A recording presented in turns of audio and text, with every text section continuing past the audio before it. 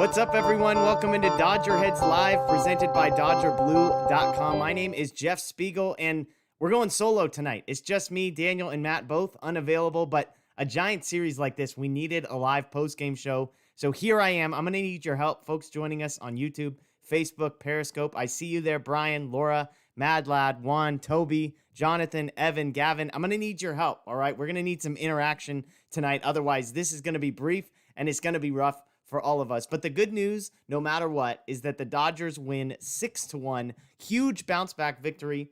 It's Friday night, obviously 11 innings. They lose on an error. Brutal all the way around for the Dodgers to rebound tonight. 6-1. Julio Urias gets the win, the 16th win, most in Major League Baseball. And the Dodgers tie the Giants for the National League West lead. So one day after falling behind a game, we're back tied. And as they said to close out the broadcast, you've got to feel good about this, knowing that Walker Buehler is on the mound for you tomorrow and knowing that Max Scherzer is on the mound for you on Monday. So lots to talk about tonight. I see folks in there already asking about AJ Pollock and updates on that. We will check Twitter. If you could check Twitter and keep an eye on the post-game press conference, obviously Dodger Blue 1958, the YouTube channel will have Dave Roberts' comments after the game, which I'm sure he will be asked about that. I know they mentioned a right hamstring strain. Of course, when you see a guy basically needing to be carried off of the field, it feels worse than a strain. But let's start with the positive. The Dodgers win 6 runs. Their first time scoring 6 runs in what feels like forever. I think there was a stat that they hadn't scored more than 5 runs in something like 3 weeks. Obviously, they get to 6 tonight. In the 9th inning, they add some insurance runs there to get there. But this was a close game throughout. The Dodgers, as we're going to talk about, they kind of avoided disaster a number of different times with the Giants. But let's dive right into how we got to a place where the Dodgers win 6-1. It starts with the first batter of the game, Trey Turner, leadoff home run, wind aided, yes, but what a moment for Trey Turner. Obviously, we see how Friday night's game ends. Trey Turner with the error at second base. That's the last play of the game. Now, there's debate on Twitter about was it Will Smith's fault, was it Trey Turner's fault. Personally, while I'm not saying Will Smith played it perfectly, I don't know how 90% at least of the blame isn't on Trey Turner for that throw. So he has to go to sleep with that in the back of his head. He comes back first at bat since that moment, hits a home run to dead center field. It looked like a pop-up off the bat. The wind is howling. The center fielder just kept going, ran out of room. And right off the bat, the Dodgers are up 1-0. They continue to add on. Mookie walks. He steals second. Justin Turner walks. They double steal second and third. Corey Seager with the sacrifice fly puts him up 2-0. And then an AJ Pollock double makes it 3-0. That's when the Pollock injury takes place. I'm not entirely sure. He definitely wasn't stealing, but he was so aggressive in his secondary lead that he gets caught in between second and third. The throw goes back. He runs to third, gets tagged out. Very awkward slide. Seems to badly injure himself, needs help getting off of the field. And Cody Bellinger would take his place from there. For the Giants, the story was a lot of guys left in scoring position. They did get 1 run back in the bottom of the first, an infield single by Chris Bryant. A play that Justin Turner makes, he stops it, but he does one of his bouncing throws, and I understand the thought process. This one bounces twice, and because of that, Bryant beats it out. Longoria singles, Posey doubles. It's a 3-1 game. They strand runners at second and third. Again, that would be a theme throughout this one. The Dodgers strand a runner at second in the second inning. Mookie Betts thrown out, stealing second to end the third inning. And then this is when the Giants' woes continue. They strand a runner at second in the third. They strand runners at second and third in the fourth. They strand a runner at second in the fifth. They strand a runner at second in the sixth. They strand a runner at second in the seventh. It was just a continuous thing. From every inning in the first 7, except for the second, the Giants stranded at least 1 runner in scoring position. In the first and the third, they actually strand 2. The Dodgers would add on to their lead in the 6th. Justin Turner reaches on an error, advances to second when the throw goes into the seats. Wild pitches, moves him to third, and a balk scores him 4-1. The Dodgers would add on in the 9th. Corey Seager leadoff home run. Cody Bellinger walks, an error by Evan Longoria. Pujols sacrifice fly makes it 6-1. They did load the bases before Mookie Betts flied out to right field. So all that to say, the Dodgers 6-1. On the pitching side of things, a really impressive performance, I would say, all the way around. Bullpen game yesterday, Dodgers pitch 11 different guys. You're thinking, okay, Julio, we need something. He gives you 5 2/3, 96 pitches. As I said, his league-leading 16th win. He does allow 8 hits, 1 earned run, no walks, 8 strikeouts. I mentioned this on Twitter. It was the most strikeouts he's had since July 8th. the most hits he's allowed since May 29th, and the most pitches he has thrown since July 21st. But all of that said, with all those runners he strands in scoring position, I know 8 hits and 5 2/3 isn't beautiful, but it's just the 1 earned. That's the most important thing Julio's able to get out of it. And then the bullpen. Vesia, 5 pitches, gets out of the 6th inning. Bickford needs just 8 pitches to get 2 outs. Treinen needs just 15 pitches to get 4 outs. The bullpen, Gratterall allows 1 hit, but besides that, the bullpen gets you 3 1/3, 1 hit, a handful of strikeouts there as well. And so at the end of the day, for me, I'm looking at sort of how this game plays out. I don't know. You tell me in the chat. I'm reading this. How do you feel after tonight? Like 6 runs, the Dodgers get to 6. You could pessimistically say, well, they only got 6 hits. You could optimistically say they also drew 6 walks. They score 6. Trey Turner, Corey Seager, home runs. So I'm curious, folks joining us on Twitter or on Facebook. I see Jason, Scott, Roman, Deborah, DJ, Jesse. How do you feel? Paul on Facebook says he feels great. He feels encouraged, I would imagine, having scored 6 runs tonight. I'd love to hear from some other folks. The Dodgers offense has been in a slump for about 3 weeks. Does tonight one of those nights that sort of gets you out of there? Jason says, I feel good about the win, concerned about losing Pollock for September. That's a fair point. Paul mentions arms saved for tomorrow's game, which is also a great thing. I agree. I was worried that they were going to have to go to Jansen, and then everybody's unavailable for tomorrow. So Vesia, Bickford, Treinen, you'd imagine are unavailable tomorrow. Maybe Vesia, who only threw 5 pitches, Bickford 8. Maybe you could get those guys for a third. God Jupiter says they were lucky to win tonight. They need to improve. They have no fire. George says, good. I don't like the fact that we take good first and second pitches. Lost at 7-7-7. As long as the Giants lose, I'm all good. It's a great point. Now, something Jupiter pointed out, they have no fire. I was going to point out the first inning felt like there was some urgency. If you've been following this show, my biggest criticism has been that there has been a lack of urgency from the Dodgers. It feels like they're playing as if they already have the division wrapped up. I didn't feel that way tonight. So obviously Trey Turner hits the home run to lead off the game. Max Muncy strikes out. Then Mookie walks. He steals second on the very first pitch. Justin Turner walks. Then they execute a double steal. Seager gets the sacrifice fly. That's the type of game that I love to see the Dodgers playing. They steal 3 bases in the inning. They get the sac fly. They put the ball in play. That felt like the urgency that I like to see from the Dodgers. Let's see. Anthony on Periscope, hoping Pollock isn't down long. He's been clutch for us. Absolutely. Red Hood says, Cy Young, Buehler tomorrow. We've got this series. Deborah, another win tomorrow. Roman says, offense definitely better today. Yes, I agree. The question is it good enough? 6 hits, is that enough? I like the 6 walks. I like the 2 home runs. But it still felt like a bullpen game coming off of the Giants using many of their pitchers yesterday.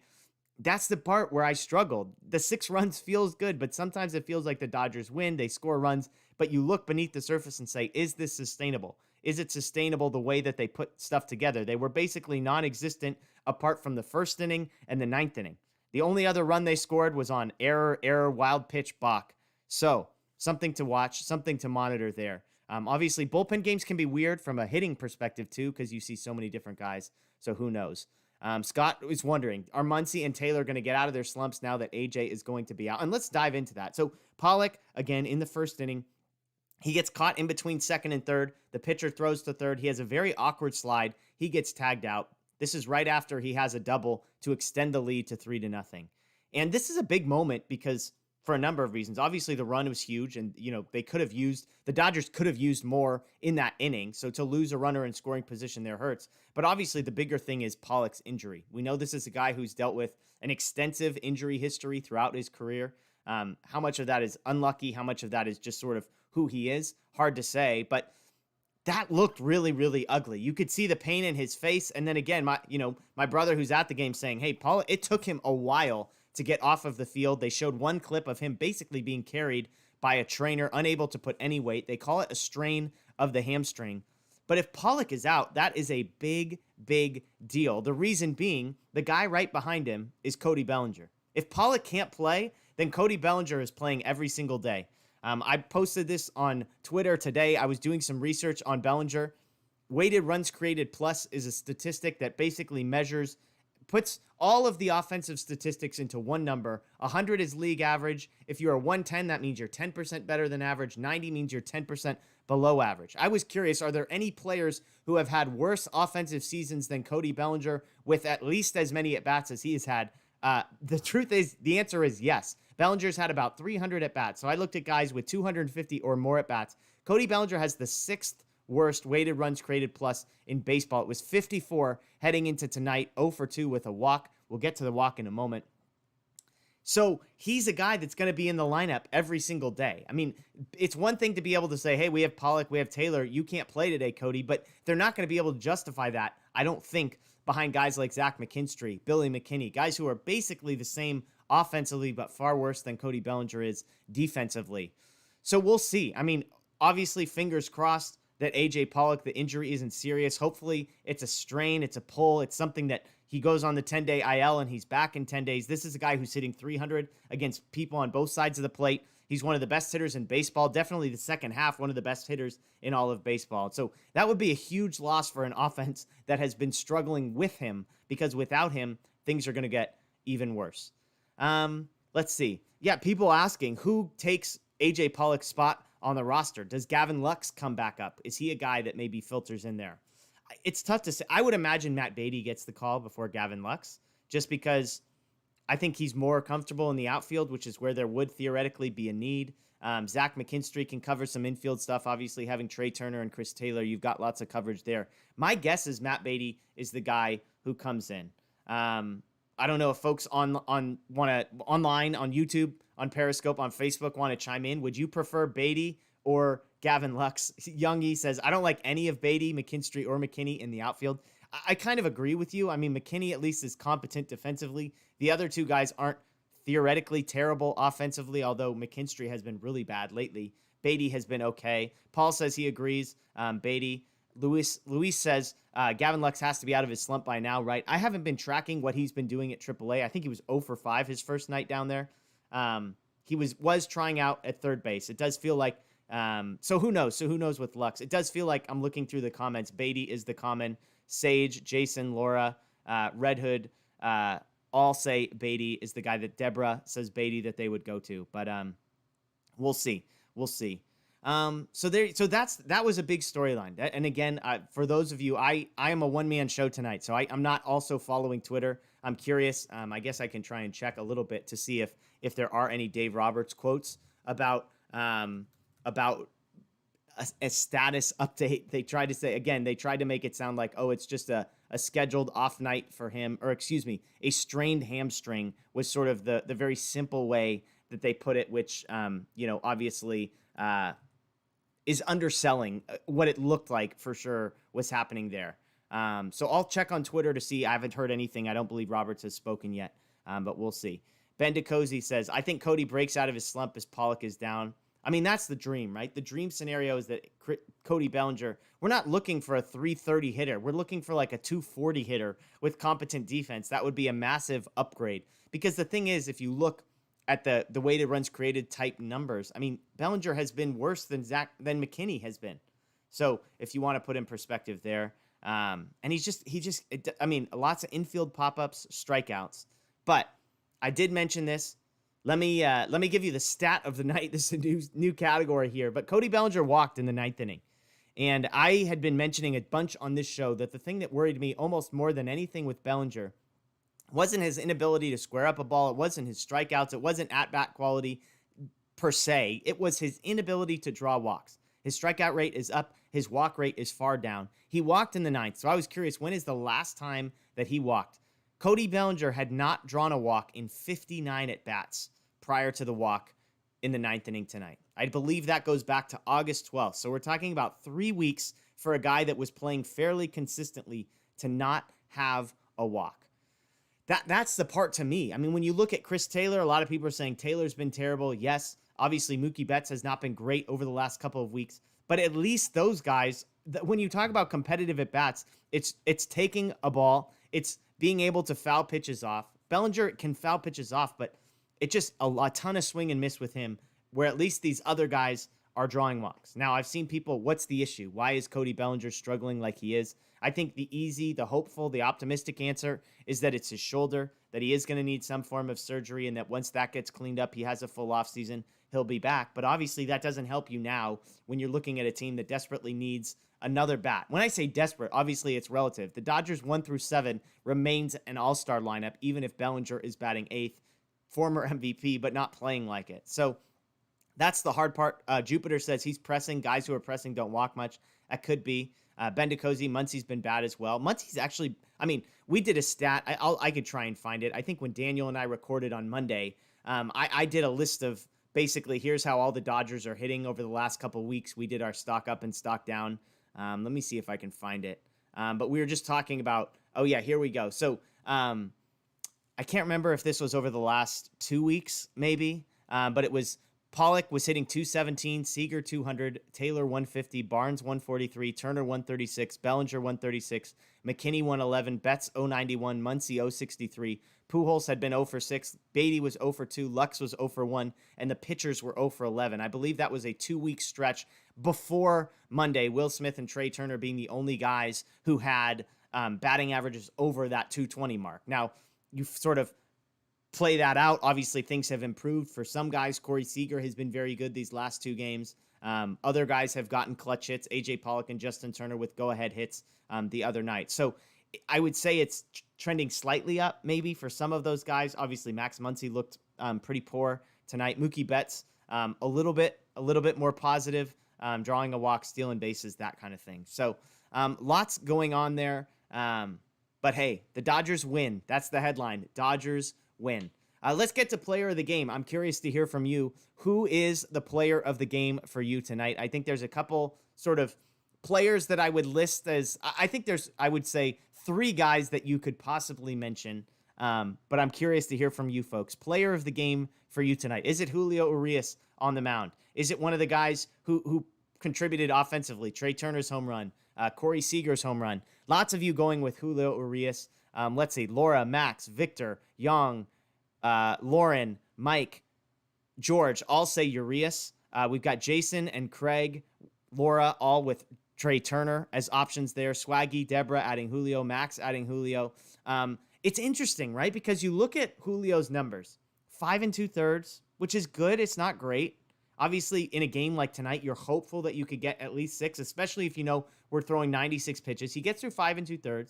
He allows 8 hits, which, as I said, that's the most he's allowed since May 29th. It's not a good whip when you do the math there. But the flip side is no walks, just 1 earned run and 8 strikeouts. I kept posting the thing. I said, wow, the Giants have stranded 5 guys in 4 innings in runners scoring. 5 runners in scoring position in 4 innings. Then it was 6 5. Then it was 7 6. Then it was 8 7. They stranded 8 runners in scoring position in the first 7. And so I always laugh. Who do you give credit to in those situations? Is that bad hitting? Is that good pitching? But at the end of the day, credit to Julio, 5 2/3, only 1 earned run, gets the 16th win. And in a game where the Dodgers, after what their bullpen had to go through last night, I think Julio's definitely a worthy choice. A couple other people I would throw out there. Will Smith probably had the best offensive night. I know he didn't have a home run. He reached 3 times, the only Dodger that could say that. Never scored, never knocked anybody in. Also, by the way, credit to Julio Urias. I'm not sure if somebody said this in the chat. Yes, Denise, I see you mentioning this, maybe some others. 2 sacrifice bunts. Perfect sacrifice bunts from Julio Urias. So absolute credit to Julio. When you talk about silver sluggers and that kind of thing, they take those types of things into account. I believe Julio is up there in RBIs from the pitcher perspective.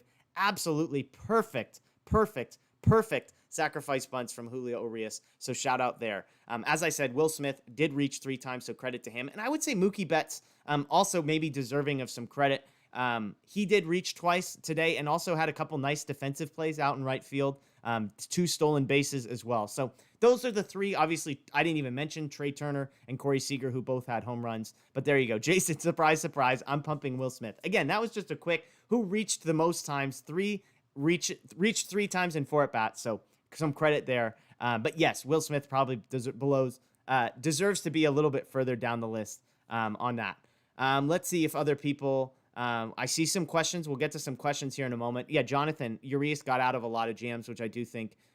Victor says Giants offense player of the game. Yeah, Giants ability to hit with runners in scoring position. Maybe that's the player of the game here. Let's see. 1 for 8 with runners in scoring position. They left 9 players on base. The Dodgers just 1 for 6. They left 6 of their own, but obviously a couple home runs, some errors, sac flies, those types of things were able to contribute. Just 1 2-out RBI for the Giants, 1 2-out RBI for the Dodgers as well. I was going to look real quick to see if we've got any update from Dave Roberts. Let's see if he said anything about AJ Pollock, because I think that's some news that a bunch of Dodger fans are probably waiting on. Give me just a second. No update there. No update there. So let's see. Let's get to some questions. I see some people. One question I saw, apologies, I'm not sure who posted this. Laura asks about Kershaw back in a week or two. Some really good news regarding Clayton Kershaw today. He threw a couple innings. Things felt good. So he's due to have a rehab assignment. I believe they said Tuesday maybe that he'll pitch 3 innings down at Oklahoma City. Now, you can kind of do the math. Are they expecting him then to throw 5 innings at Oklahoma City? Could his next appearance after Tuesday actually be with the big league club? I think that's actually possible. I think if Kershaw has a good outing, feels good, right? It's not about earned runs. It's not about hits. It's mostly about how does he feel? How does his stuff look? If he has that on Tuesday, is it possible that a week from now, Clayton Kershaw is back in the Dodgers rotation, even if it's just to say, hey, give us 4 innings, give us 5 innings, because that's better than a bullpen game, right? That's better than the alternative. If it's like Mitch White giving bulk innings there, or even David Price with how things are going. So do I think Kershaw is back in a week or two? I think the answer is yes. And I actually think I'm more optimistic now than I have been that number could actually be a week and not 2 weeks. So that's good. Some people asking for news on Trevor Bauer. The only news we have is that his leave of absence has been extended, I believe, for like a 7th time or an 8th time. So he is still out. I think the expectation is among anybody in the sport is that Trevor Bauer will not pitch again this season. I believe the DA is deciding whether or not to press charges against Clayton Kershaw, or Trevor Bauer. Excuse me on that one. Trevor Bauer. But they're just the case has been presented to them. It's up to them whether or not they want to press charges. Charges do not matter necessarily for Major League Baseball. They can suspend him even without charges based on their own investigation.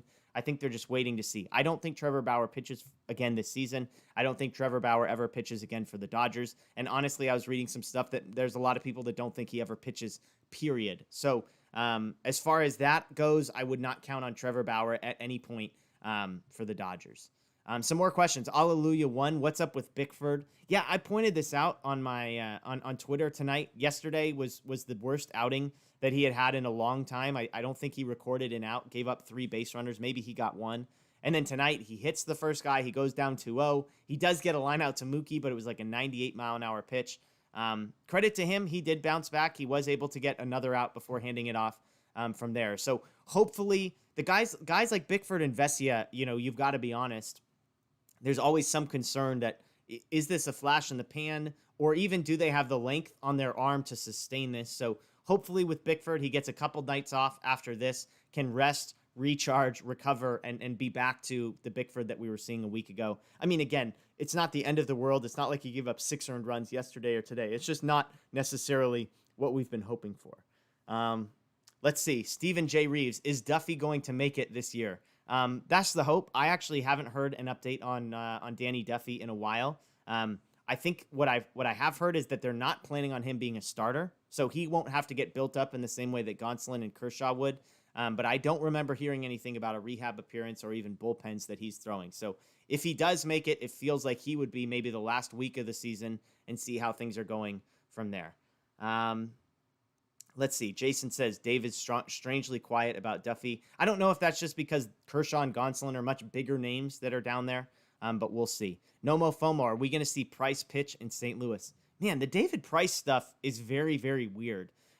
If you followed yesterday, he was expected to start. He was basically scratched before the game. There was talk of he might need to go on the injured list. He was having arm troubles. Well, then you get to the ballpark today and find out Price was available last night, that if the Dodgers had continued into, I think, the 12th or the 13th, that maybe, I'm I'm blanking on the guy who was on the mound for the Dodgers, but he would have had one more inning after the 11th, and then Price would have been the pitcher in the 13th. So I don't know what to make of that. He has not been put on the injured list.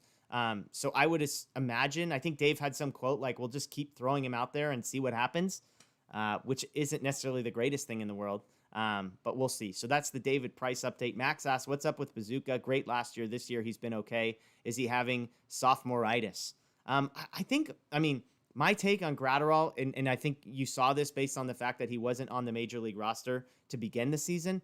I think there was a little bit of luck with Gratterall last year. I think the inability to strike anybody out, the inability to have a breaking pitch. Yes, maybe he limited some hard contact, but so I don't know if this is necessarily out of the blue. I think this is kind of what we saw last year, with just maybe a little bit less fortune if you're Gratterall. So it's clear that they like Gratterall, but it's also clear that he's further down the list than maybe most people would think for a guy that's throwing 101 miles an hour.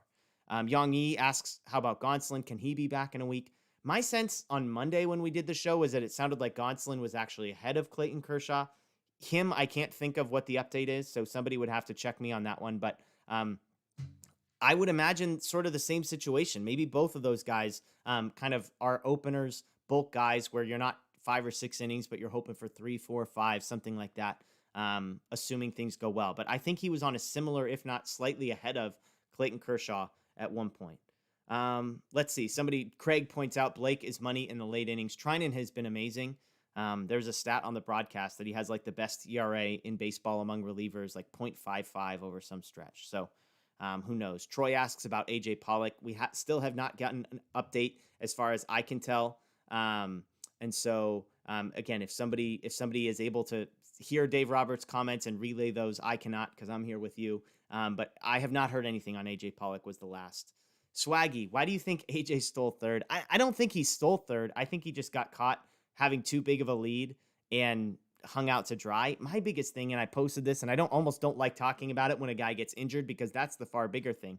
I just didn't get it. Like, I don't understand why you needed such an aggressive lead. AJ Pollock has, reasonable speed. It's 2 outs. He's basically going to score on anything to the outfield anyways. I don't know why you have to risk it by extending that lead. That could have been a big moment. That was a runner in scoring position squandered with, I believe, Chris Taylor up at the plate. So he's been struggling, but still, it felt like a moment that could have been worse. Obviously, he gets thrown out. He's hurt. That's the bigger thing. So who knows? Edward asked about David Price, so we answered that as well. Mike says he still likes Vesia. Vesia looked really good tonight, which was good because he's a guy who had a couple moments in there where you're like, who knows? But definitely good stuff. Scott Alexander's still alive. Anthony wants to know. I was wondering this, and actually I believe Alexander is done for the season, or at least that's the expectation. There have been no updates, which I think Matt Moreno shared was kind of connected to that. Jason says, I was hoping the Dodgers would be in first by September 15th, but the last 2 weeks has been great.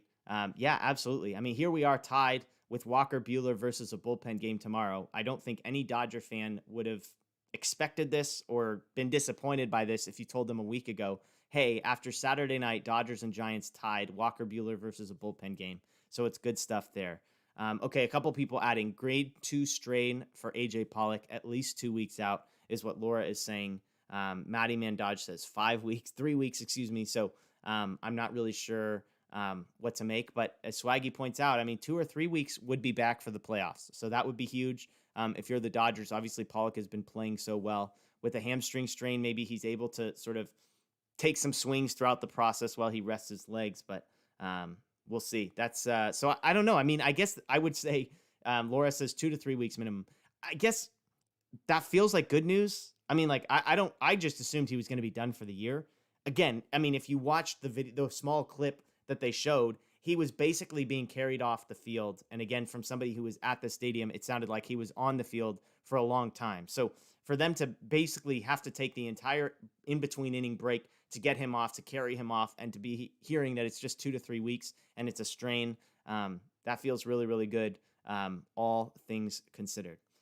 Going through these comments. I appreciate you guys joining us. We have a huge crowd tonight in YouTube, on Facebook, on Periscope. That's awesome. Edward asked, how's Lux doing? Is he still injured? He's not injured. He's at AAA.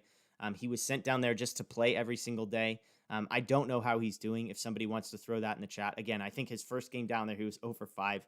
I'm hopeful that it has gotten better from there. One thing that I thought was interesting about Lux is that he was actually playing a little bit of third base and playing some outfield down there, which is interesting when you consider that the DH likely to come next year. The Dodgers would be looking for a third baseman with Justin Turner probably being the DH most days. Obviously, if Albert Pujols is back, he would slide in there as well. Nomo FOMO. Okay, you want to ask, what did I think of Dave's management yesterday? Yeah, let's talk yesterday's game. I'll be honest. Most of you know, if you followed this show before, if you've watched me, if you follow me on Twitter, I'll say two things about Dave Roberts. I am not Dave Roberts' biggest fan in the world. I don't think he's the best manager, but the caveat being, I think there are a lot of really bad managers in baseball, and I think Dave Roberts is among the better managers in baseball. I don't know who the last Dodger manager is that I would take over Dave Roberts. Dave Roberts won the World Series. You could argue, as somebody did last 2 nights ago in the chat, that if not for the Astros cheating, he might have 2 World Series on his record. But so for me, I'm not anti Dave Roberts. I'm also not like just fully sold out for Dave Roberts. I had no issues with yesterday personally, and I know that messes some people up. People hate the Max Muncy double switch with AJ Pollock. To me, it kind of made sense. They were running out of pinch hitters, and so Dave knew that basically he needed to get through as many at batters as possible before the pitcher came up. Max Muncy made the last out, as we just talked about. Muncy has been struggling. You want to leave AJ Pollock in the game. So to me, it made sense. Obviously, some people point out, well, if you're going to pinch hit for Bellinger in the next inning, no matter what, why not just take Bellinger out? That's a fair question. I'm just glad they pinch hit for Bellinger. I mean, that was the big one for me. Putting Pujols in that spot, I thought was huge. I thought pinch running Walker Buehler on third base obviously, in hindsight, it wasn't necessary. But at the time, I thought that was aggressive. That was the type of urgency I'm glad the Dodgers played with. Obviously, putting Will Smith at first. That's the biggest one. And again, for me personally, I don't think that was Will Smith's fault. I'm not saying he couldn't have played it slightly better, but to me, that was just a bad throw. People are like, well, why couldn't he have, been further onto the corner or stretched up instead of out? I mean, those are all quite, at the end of the day, it was a terrible throw. And could he have jumped up and jumped back down? It didn't look like it. To me, that wasn't because Will Smith was at first base. Personally, I don't even think Max Muncy makes that play. Max Muncy's a little smaller than Will Smith, I believe, too. So maybe he's slightly better positioned. Maybe he can move his feet, but that was a Trey Turner thing. So all in all, I thought Dave actually did well yesterday, all things considered. I thought the bullpen moves that he made were fine. I thought he went to the right guys at the right times, all things considered. So I give Dave Roberts an A- or an A from yesterday, to be perfectly honest. That might make some people mad. I don't know. But who knows? Let's see. Other comments. Didn't we get someone besides Duffy at the trade deadline? Hallelujah one. Max Scherzer and Trey Turner. No, I'm sure you're asking about somebody else. Those were the big ones. Duffy was the only guy besides Trey Turner and Max Scherzer. They did add Vasquez, who pitched yesterday. I believe he was added like at some sort of deadline, maybe a minor league deadline as well. Okay, getting through the chats. I know I'm way behind here. Let's see. Some people not afraid of Roberts. He wasted too many switches. Laura says she was surprised that they hit for Bellinger. Will Smith's too short. Victor says, bad throw, said David. Matty Man, so you experiment with Will Smith in the most important series of the season. Come on. I mean, again, like the alternative was, did you want Albert Pujols standing on third base with the possibility of a sacrifice fly? Those are the two choices that Dave Roberts was presented with. Either you leave Pujols in, who, by the way, is an average to like first baseman. So it's not like he's providing a ton defensively, but those are the choices. He went with Walker Buehler to score. Obviously, the ball was hit so deep that Pujols probably would have scored, but I don't know. I just didn't think that was that big of a deal. I thought, given the circumstances, I thought pinch hitting Pujols for Bellinger was the best thing to do. I thought it was bad luck that Pujols ends up being the guy on second base. So that's just me. Mike, why isn't Trey Turner stealing more when he gets on base with Muncy at bat? It's something I've wondered. It feels like it's a free base most of the time he's out there. So who knows? Okay, and Luis is correcting me, by the way. Another question here. Max Muncy's 6 feet. Will Smith is 5'10". Is anybody else surprised by that? I would have guessed that Will Smith was bigger than Max Muncy, but there you go. I was wrong about that one. But Mike, to answer your question, why isn't Trey stealing more? I don't know.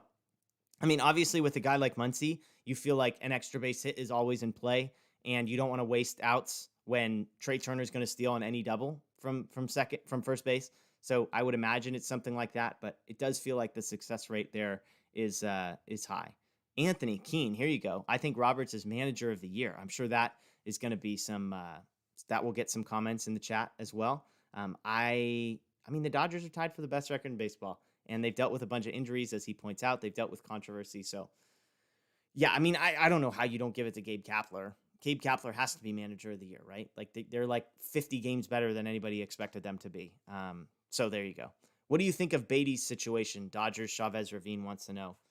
I think it's fair. I mean, McKinney, clearly they value the defense that he brings to the table, which Matt Beatty does not bring. Beatty is a better hitter, but he hasn't been dramatically better. And then the biggest thing is Beatty has options and McKinney doesn't. So if they were to let McKinney go, he would be a free agent. He would go through waivers. And if they option Beatty, which they did, then he just goes down to the minors and doesn't come back. So there you go. Jonathan, what's Kershaw's role coming back? I heard possibly bullpen. They've said starter. By all accounts, that's what they're building towards. So the plan is for him to be a starter. Craig wants to know, will Max pitch Monday in St. Louis? Yes, Scherzer is pitching Monday. There was controversy, of course. We talked about this. He wasn't involved in this one, in this series, but it is nice to know that if you can get Buehler tomorrow and then Scherzer on Monday, you feel pretty good. Jupiter, by the way, says that they would have left Pujols in if Walker gets hurt on a play at the plate. Yeah, I mean, that's fair. That's fair. Risking Walker Buehler. Obviously, you just tell him to be smart and hope for the best. Thankfully, he did not get injured there. Oh, Deborah asked a question. I've seen a couple people ask this. Maybe this will be the last one. We'll see. Should we move to Seager to second in the lineup? Some people asking about mixing it up with Muncy second. Mookie's been batting third, that kind of thing. I don't know. I mean, they pointed out that Max Muncy sees a ton more fastballs with Trey Turner on base and that Muncy crushes fastballs. Now, obviously, this has sort of coincided with a struggling slump for Muncy, which is interesting. But I kind of like it the way they have it set up. I mean, if you want to move it, the hard thing is like no matter who's hitting fifth or sixth, there's going to be an argument for why wouldn't you move this guy up. They clearly like Justin Turner early in the lineup. They clearly like Mookie Betts early in the lineup. So somebody has to hit fifth. I mean, somebody in here is going to make fun of me. I don't. Will Smith batting eighth seems crazy. I would put Taylor eighth. He's been the worst hitter. So I would put him at the bottom. Will Smith has been the Dodgers' best hitter for like 3 weeks, and he's been batting eighth. But again, like who is he going to bat ahead of? AJ Pollock was hitting great. All these other guys. So I just think from Mike wants to know my ideal lineup. I think Trey Turner batting first is ideal. I like Muncy batting second because he sees more fastballs. From there, let's see, you probably want to alternate righties and lefties. So I'd probably have Seager batting fourth with maybe Turner batting third. Maybe Smith batting fifth. And then, I mean, if Pollock's healthy, Pollock batting sixth. Who am I missing? I'm missing somebody there, right? Yeah. And then Chris Taylor and, batting towards the end. I don't know. I feel like I'm missing somebody there. Trey Turner, Max Muncy, Justin Turner, Corey Seager, Will Smith, AJ Pollock, Chris Taylor. I don't know. Mookie's who I'm missing. Thank you. People, I'm like, man, who am I missing? Somebody really obvious. Yeah, so maybe I would do Mookie batting third, Seager batting fourth, Smith batting fifth, Justin Turner batting sixth, AJ Pollock batting seventh, and then Chris Taylor batting eighth. That would be my lineup. Personally, I just want Mookie Betts as many at bats. I want Trey Turner as many at bats. I want Max Muncy, Will Smith, Corey Seager. Those are probably my top, but that feels mean to Justin Turner, who's been the most consistent Dodger throughout the season. So again, I just think with those six guys, Mario makes a great point. Corey Seager batting second might be problematic because he swings so early that could limit Trey Turner's ability to steal if he does want to steal. Then again, whoever hits second is going to see a ton of fastballs. So there you go. Nomar does not sound optimistic about Pollock. That's what Laura said it looked bad. I mean, who knows? We'll see. Edward asks, do you think Kenley Jansen will return with the Dodgers? I heard he might leave. What's your take? Man, I've been another, I would say on the higher end on Kenley. One of my bold predictions was that he was going to have a great year this year. And that's one of the few that has proven right. I won't go over my other bold predictions. But I've always felt like he was going to leave. I've always felt like there was, I feel like he's probably taken personally a lot of the booing from the Dodgers. I think he's taken personally not being the closer in the World Series last year. And I just think the vision that he has of himself in his mind is not the same level of player that the Dodgers view when they see Kenley Jansen. And so my guess is that they would move on, that they would rather allocate that money towards Trey Turner or Corey Seager extension or both, or a Clayton Kershaw, Max Scherzer extension or both. So to me, I would just spend my money elsewhere. I think Jansen's going to want a lot of money, and I think it makes sense to say, hey, Blake Treinen's going to be our guy next year. He's still under contract, and we're just going to mix and match. We're not going to have a traditional closer. I think Jansen feels this like, I need to be the closer, and I don't think that really jives with the Dodgers. So my guess, he thinks he can get more money elsewhere. I think he will get more money elsewhere. I think the Dodgers will be actually fine with him leaving. Maybe I don't know if the qualifying offer is still a thing, but if that is a thing, I bet they would extend him a qualifying offer, and I bet he would turn it down, and he would sign a contract somewhere else, and the Dodgers would potentially get a draft pick out of it, is my guess. So yeah, there you go. Let's see. Jonathan, any chance they re-sign Corey Seager? Yeah, I mean, I think there's a chance. I'll pose. Young Yi asks if I had to choose between Kershaw or Max, so I'll kind of combine these two. If I had to choose between Trey Turner or Corey Seager, I would choose Trey Turner, which is kind of crazy to say. I love Corey Seager.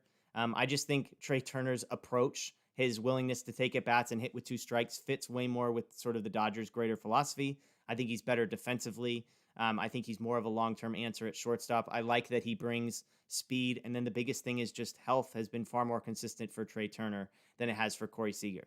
I've said before, my guess is what they do is they basically look at both of those guys. They sit them down separately and they say, we're going to extend one of you this offseason. Now, I know Trey Turner has one more year, but I don't think the Dodgers would go into this year without, I don't think they would go into 2022 with no Corey Seager and with Trey Turner playing out the final year of his contract.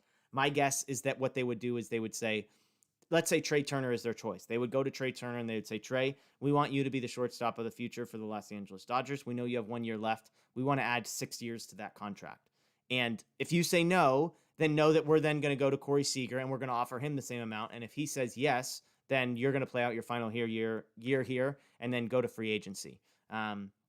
That's just my guess. There's a ton of shortstops, Trevor Story, those types that will be free agents. A year from now, that's not the case. So I don't think the Dodgers would want to wait till the summer of 2023 and hope that there's a shortstop available. That's my guess.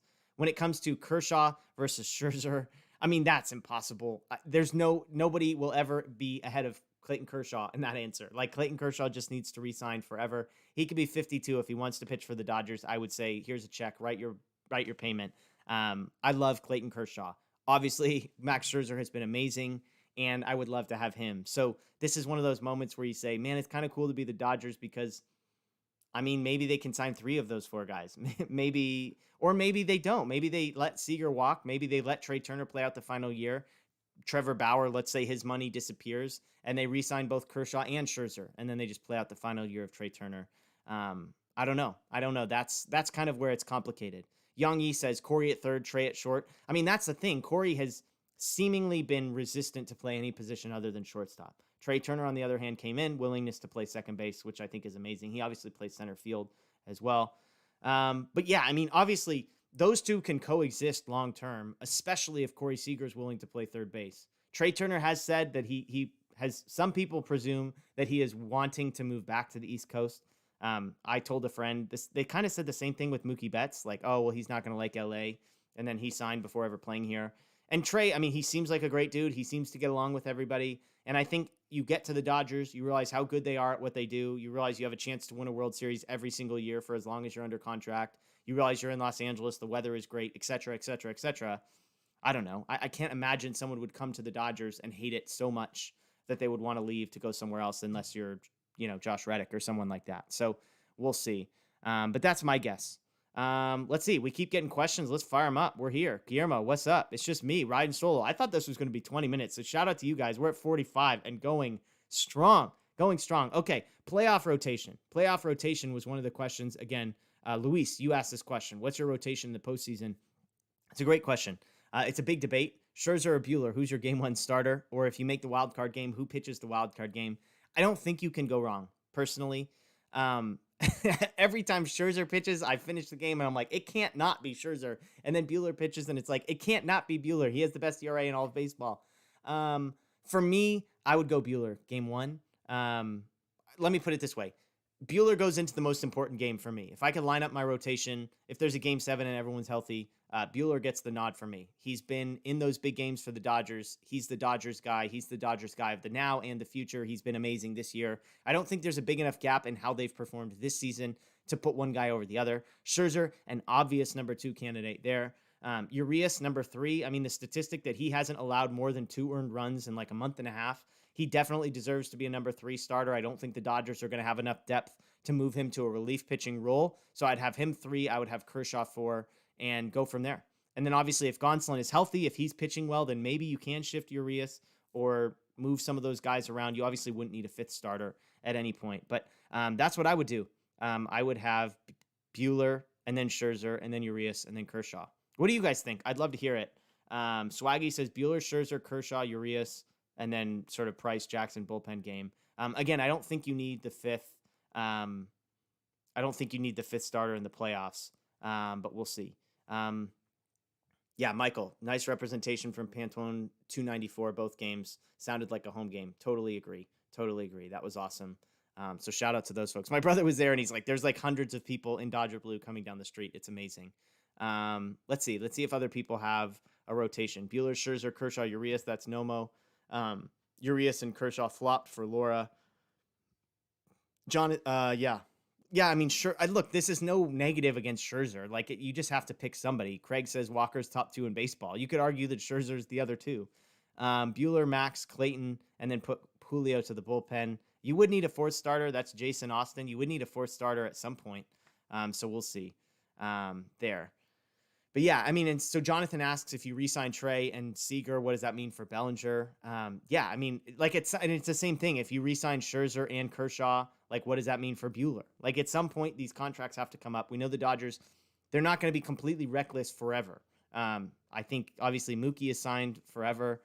You've got Buehler and Bellinger and some of these guys for a number of years for really, really cheap. That's the key to guys like Vesia and Bickford. Is like those guys, if they can be solid relievers that it costs nothing for the next 5 to 6 years, that's huge. It allows all these other guys to come. Mike M asks, and somebody else I think asked this too, would you re-sign Pujols? Absolutely, especially if the designated hitter is coming. If he's comfortable with the role that he is playing, he has been fantastic in that role. He can play a competent first base if you need it. Obviously, he's going to hit in a double plays. Obviously, he's going to be slow, but the guy hits. He's a great clubhouse guy. It's an absolute no-brainer for me. Albert Pujols, as long as he wants to be here and is still a competent guy, I'd take it. Mario says his rotation would be Buehler, and Buehler. That would be great. Science, I don't think would recommend that, but we'll see. DJ Jesse, Buehler, Scherzer, and Kershaw with Urias in the bullpen, and maybe that's the option, right? Maybe Urias is the 4th starter. So in those series where you don't need a 4th starter, then Urias is in the bullpen. Is definitely a possibility. Cyrus points out Boris is the agent for Seager, Bellinger, and Scherzer. So I'm sure Scott Boris and Andrew Friedman will be spending some time together this offseason. Oh, this was a good question. Jason, you asked this one. In hindsight, would I do anything differently at the trade deadline? It's a great question. I mean, I don't think it's reasonable to have expected anything greater than Scherzer and Trey Turner. And I absolutely would not undo that trade. Trey Turner's been amazing. We know we get him for an entire another year. Max Scherzer has been amazing. The reason we are currently tied with the Giants is due in part to those 2 guys. So absolutely, I make that trade. Some people are critical of the Danny Duffy trade. That's a player to be named later. Like, I can almost assure you that there's some clause in there that, like, depending on how many times he pitches, probably determines what level of guy we're talking about. So it's possible that nobody gets sent in that trade, that it was just a money dump. But man, Mike asking, what about Kimbrel? I mean, sure, like, but I don't think that like the need was there to justify the cost. Josh says don't sign Cole Hamels. Sure. I mean, it wasn't my $500,000 or whatever $1 million that he got to take for just like basically pretending to be healthy for a month. But yeah, I mean, there's one. I wouldn't have signed Cole Hamels. Definitely an option there. And obviously, like JoJo Gray has been amazing. So shout out to him. Keibert Ruiz is up. So it kind of, on one hand, it's awesome to see those guys succeed. I got to interview JoJo Gray, and just a great dude, chill dude, normal dude who I want nothing but the best for. Seeing him succeed is bittersweet because you're like, man, like hopefully we didn't give up a guy who's going to be a future ace. But I mean, I don't see how you could regret the Scherzer Trey Turner trade even in the slightest. Anthony, wonder if we could have gotten Chris Bryant at the deadline. I mean, where would he have played? Like, we're already talking about the Dodgers have too many guys, right? If AJ Pollock's hurt, then that problem disappears temporarily. But I mean, like, AJ Pollock has been better than Chris Bryant. So where is Chris Bryant playing? Is he going to play ahead of Bellinger? Sure. But like, they've just shown there's been a refusal to play anybody ahead of Bellinger consistently. So Dave says, I don't like that we gave away JoJo. Scherzer's been gold, but could we have moved another piece? I don't think so. I mean, you get Trey Turner for a year and a half and then Max Scherzer for half a year. The cost is going to be high. Young Yi, if the Dodgers had re-signed Alex Wood and Jake McGee, would the Giants have been this good? I didn't have any interest in Alex Wood personally. Nice guy, did what he needed to do. Jake McGee, I liked. He was the guy that if you watched us in the offseason, I don't know why they didn't go after him, but he's been really good. He's a lefty. He was really good last year. So I don't know the Jake McGee piece, but I think the Giants have just proven that their system works. Farhan is doing the same things that he did with the Dodgers. He's picking up guys on the fringes. He's developing them, coaching them up with a unique approach with Kapler and all the young assistants that they have. So credit to them there. Victor, why would Roberts ask Pollock to steal third? I can assure you that Dave Roberts did not ask AJ Pollock to steal third in the first inning. I don't think he was stealing. I think he just got caught with too big of a lead off second base, and it seemed like a better idea to go to third than it did to run to second. That's my guess. DJ Jesse, is Lux trade bait in the offseason? Probably not, just because his stock is so low. I think you just wait and hope that he can rehabilitate that. And obviously, if Seager is gone, then there's a need in the middle of the infield. Again, if there's a designated hitter, there's a need at third base with Turner potentially being the DH. So there you go.